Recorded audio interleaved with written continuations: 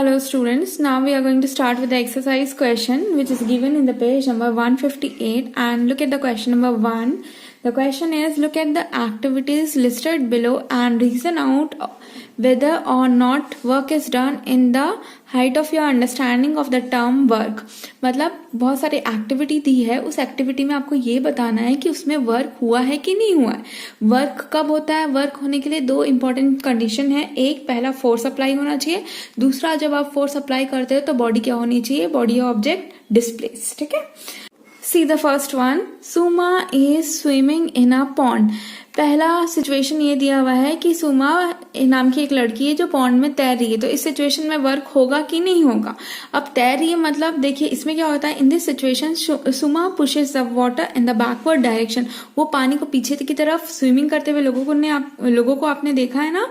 वो लोग क्या करते हैं? पानी को बैकवर्ड डायरेक्शन में पुश करते हैं और उसके कारण जो पानी इन रिटर्न है उनको फॉरवर्ड डायरेक्शन में पुश करता है. ठीक है, हमने पढ़ा था न्यूटन का third law, every action is equal and opposite reaction. ठीक है, तो अब देखिए यहाँ पे फोर्स भी लग रहा है. फोर्स लगने के कारण ही वो सुमा क्या हो रही है? आगे बढ़ रही है. और आगे बढ़ रही मतलब जगह चेंज हो रही है, मतलब वहां पे भी क्या हुआ है? डिस्प्लेसमेंट भी हुआ है. तो दोनों चीज है, तो यहाँ पे डेफिनेटली वर्क परफॉर्म हुआ है. ठीक है, आगे देखिए, therefore there is a displacement and since displacement and force are in the same direction, therefore the work done is positive. Okay, now see the next one. A donkey is carrying load on its back. आपको एक situation दी है, उसमें बोल रहे हैं कोई डंकी है जिसके पीठ के ऊपर आपने कुछ सामान रख दिए, लोड रख दिया है. तो उस केस में वर्क होगा क्या? तो देखिए डंकी के पीठ के ऊपर रखा है आपने सामान, तो पीठ के ऊपर सामान रखा है तो फोर्स उसके अपवर्ड डायरेक्शन में एक्ट होएगा. ठीक है, सामान रखा है इसके कारण. और लेकिन डंकी मूव कर रहा है किधर? फॉरवर्ड डायरेक्शन में. तो एंगल कैसा बन रहा है? फोर्स लग रहा है ऊपर, डिस्प्लेसमेंट हो रहा है इधर. ठीक है, एंगल बन गया 90 डिग्री. और जब भी 90 डिग्री का एंगल बनता है तो वर्क डन क्या हो जाता है? जीरो हो जाता है. देखिए, while carrying a load, the donkey has to apply a force in the upward direction, but the displacement of the load is in the forward direction.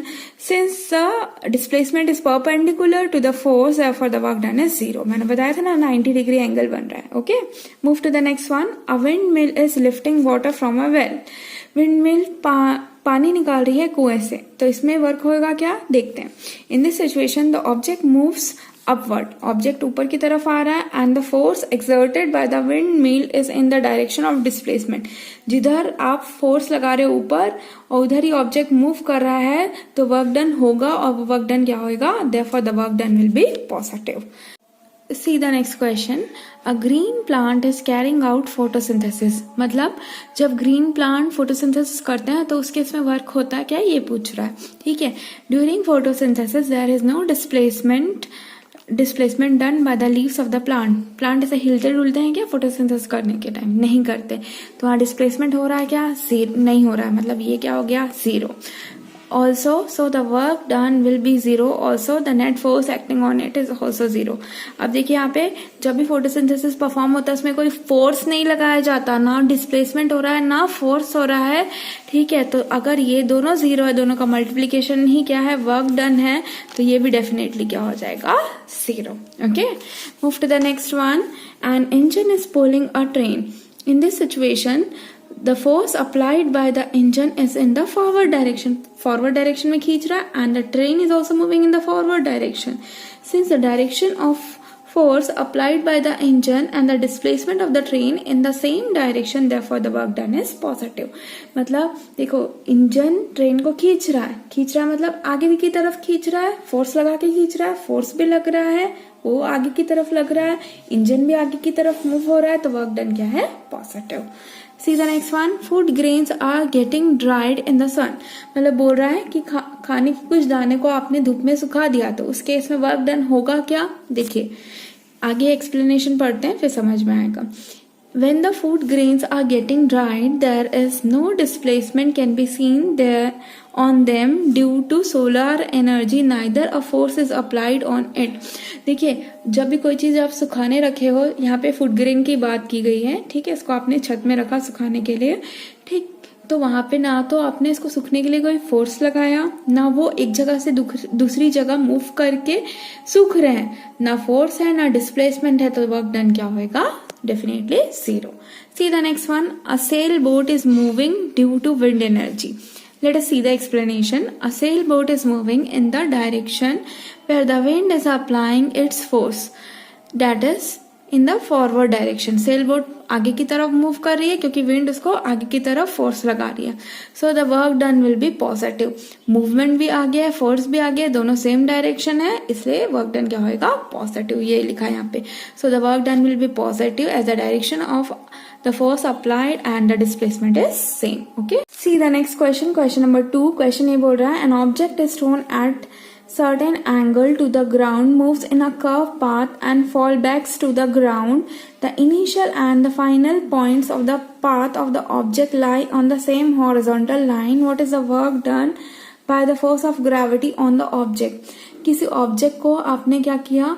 Ground पे फेंका, उसने कर्व पाथ लिया, एक कर्व पाथ देखा है ना आपने, ठीक है, और उसके बाद वो जिस पोजीशन से उसको फेंका था उसी में वापस आ गया. इनिशियल फाइनल पोजीशन सेम है, तो डिस्प्लेसमेंट हुआ क्या? नहीं, डिस्प्लेसमेंट 0, मतलब वर्क डन डेफिनेटली 0. यही लिखा है. Since the body return to the point which is on the same horizontal line, therefore no displacement has taken place against the force of gravity, therefore the work done by the gravity is 0. See the next question. Question number 3. A battery lights a bulb. Describe the energy changes involved in the process. मतलब क्या बोल रहा है कि एक battery से bulb जल रहा है तो उसमें कौन कौन सी एनर्जी चेंज हुई वो आपको बताना है. देखिए आंसर पढ़ते हैं, इसके थ्रू समझेंगे, है नहीं. A battery has stored chemical energy. Battery के पास उसकी क्या है? Chemical energy. ठीक है, आगे पढ़िए. The chemical energy is converted into electrical energy during lightning of the bulb. जैसे आपने बल्ब को ग्लो किया या लाइट किया तो केमिकल एनर्जी जो स्टोर है वो किसमें कन्वर्ट हो गई? Electrical energy. ठीक है. So the battery converts the chemical energy into electrical energy. अब उसमें क्या होता है? बल्ब में एक फिलामेंट लगा रहता है, देखिए आप, एक पतला सा तार लगा रहता है, वही जलता है बेसिकली, है ना. The filament in the bulb becomes hot. वो गर्म हो जाता है और उसी में लाइट दिखाई देती है. तो ये जो आपकी इलेक्ट्रिकल एनर्जी है ये किसमें कन्वर्ट हो रही है? Heat and light energy. देखिए बैटरी के पास क्या थी? Chemical energy. केमिकल से किसमें कन्वर्ट हुई? इलेक्ट्रिकल. इलेक्ट्रिकल से किसमें कन्वर्ट हुई? हीट और लाइट एनर्जी में. आया समझ में? यही एनर्जी चेंजेस इन्वॉल्व हुआ था. ठीक है. See the next question. Question number 4. Certain force acting on a 20 kg mass changes its velocity from 5 meter per second to 2 meter per second. Calculate the work done by the force. मतलब कोई body है जिसका मास दिया हुआ है आपको 20 kg. ठीक है, उसकी वेलोसिटी चेंज हो रही है 5 से 2 मीटर में. ठीक है, 5 मीटर पर सेकेंड से 2 मीटर पर सेकेंड में. तो ये 5 से 2 में चेंज होने के लिए इसको कितना वर्क करना पड़ा ये निकालना है. क्वेश्चन क्लियर है? अब देखिए सबसे पहले न्यूमेरिकल सॉल्व करते हैं. सबसे पहले क्या लिखते हैं? गिवन इनिशियल वेलोसिटी क्या दी हुई है हमारे? 5 मीटर पर सेकेंड यू की वैल्यू. फाइनल वेलोसिटी 2 मीटर पर सेकेंड दिया है ना, और आपका मास 20 kg. क्या निकालना है? वर्क डन अननोन है. ऑल्सो वी नो दैट के क्या होता है? Half mv square. अब देखिए यहाँ पे वेलोसिटी चेंज हो रही है तो डायरेक्ट हम v की वैल्यू यूज नहीं कर सकते, वहां पे फॉर्मूला रीमॉडिफाई हो जाएगा. ठीक है, कैसे? Half mv square minus u square. Initial final minus initial. ठीक है, वही आपको वेलोसिटी देगी. ठीक है, तो वैल्यू सब्सटीट्यूट करेंगे. हाफ m की वैल्यू 20, फिर v की वैल्यू 2, 5 और u की वैल्यू 5. ठीक है, सब्सटीट्यूट किया, सॉल्व किया. ठीक है, 2 1 जा 10 जा, यहाँ पे 2 नहीं आएगा. ओके, अब सब्सटीट्यूट सॉल्व करें तो 4 minus 25 that is minus 21. k की वैल्यू क्या आ गई? Minus 210 joule. अब हम जानते हैं जितनी काइनेटिक एनर्जी चेंज हुई उतना ही उसमें क्या हुआ? वर्क हुआ. ठीक है, और वही हमको निकालना था. तो वर्क डन की वैल्यू क्या आएगी? Minus 210 joule. इसमें देखिए लास्ट लाइन लिखी हुई है, negative sign shows that the force is resistive. Resistive मतलब फोर्स उसको क्या, मोशन को क्या कर रहा है? अपोज कर रहा है. देखिए यहाँ पे अपोज कैसे कर रहा है, 5 मीटर से 2 मीटर हो रही है, मोशन में मतलब बढ़ना चाहिए लेकिन यहाँ पे कम हो रहा है, तो फोर्स क्या है, रेजिस्टिव फोर्स है। Okay, see the question number 5th, a mass of 10 kg is at a point A on a table, it is moved to point B। Suppose ये एक टेबल है, ये कोई बॉडी रखी हुई है जिसका मास कितना दिया हमको, 10 kg, ठीक है, ये पॉइंट A पे रखा हुआ है ना, and it is move two point B, इसको यहाँ तक, किसी पॉइंट B तक इसको यहाँ से यहाँ तक लाया गया, ठीक है, समझ में आया। If the line joining A and B is horizontal, ये एक हॉरिजॉन्टल लाइन है, सीधी बनाना था, मेरे से थोड़ा टिल्ट हो गया है ना। What is the work done on the object by the force, gravitational force, कितना वर्क किया ग्रेविटेशनल फोर्स ने, ये आपको बताना है, ठीक है। अब देखिए आंसर पढ़ते हैं।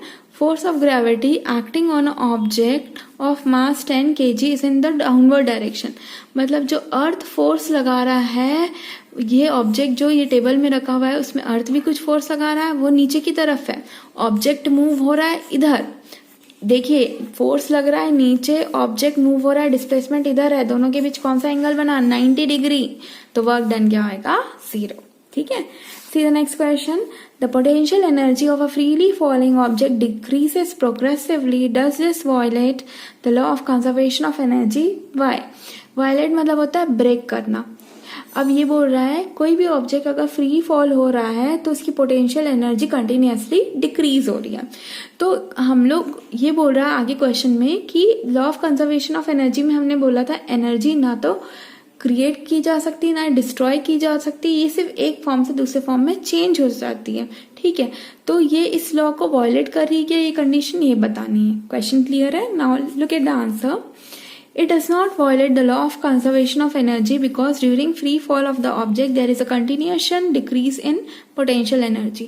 अब देखिए ऊपर से आप ऑब्जेक्ट को फेंक रहे हैं, ऊपर था ऑब्जेक्ट मतलब उसके पास स्टोर्ड एनर्जी थी, अब स्टोर एनर्जी क्या है भैया हमारी पोटेंशियल एनर्जी, और जैसे ही नीचे गिरा मूवमेंट आई मतलब वो पोटेंशियल एनर्जी किस में कन्वर्ट हो गई, काइनेटिक एनर्जी में। This decrease in potential energy appear as an equal amount of increase in kinetic energy. Therefore, the total energy remain constant. Total energy क्या रही, constant रही, इसलिए ये violate नहीं करता है, ठीक है। See the next question. What are the various energy transformation that occur when you are riding a bicycle? Suppose आप बाइसिकल राइड कर रहे हैं तो कौन सी एनर्जी किस में कन्वर्ट होती है ये बताना है। देखिए यहाँ पे क्या लिखा है आंसर में, our muscular energy is converted into kinetic energy या mechanical energy of the bicycle. क्या होता है, जैसे हम बाइसिकल राइड कर रहे हैं मतलब हम कौन सी एनर्जी लगा रहे हैं भाई राइड करने के लिए, मस्कुलर एनर्जी, जो अब बाइसिकल उसके कारण मूव हो रही है तो वो किस में कन्वर्ट हो रही है, काइनेटिक एनर्जी, या इसको मैकेनिकल एनर्जी भी बोल सकते हैं बाइसिकल की, ठीक है। See the next question, question number 8, does the transfer of energy take place where you push a huge rock with all your might and fail to move it, where does the energy you spend going. मतलब क्या बोल रहा है, आप एक बहुत बड़ी चट्टान को धक्का दे रहे हो, ठीक है, धक्का तो आप दे रहे हो लेकिन वो मूव नहीं कर रही है, तो आप जो एनर्जी लगा रहे हो वो कहाँ गई, ये पूछ रहा है। क्वेश्चन क्लियर है? Let us read the answer. When we push a huge rock the rock also exert a force. जैसे हम रॉक को पुश करते हैं तो रॉक भी हमारे ऊपर इन रिटर्न फोर्स लगाता है। मैंने थर्ड लॉ पढ़ाया था ना, every action has equal and opposite reaction, ठीक है। आगे पढ़ते हैं। The muscular energy spend by us is used to oppose the huge force acting on us due to rock.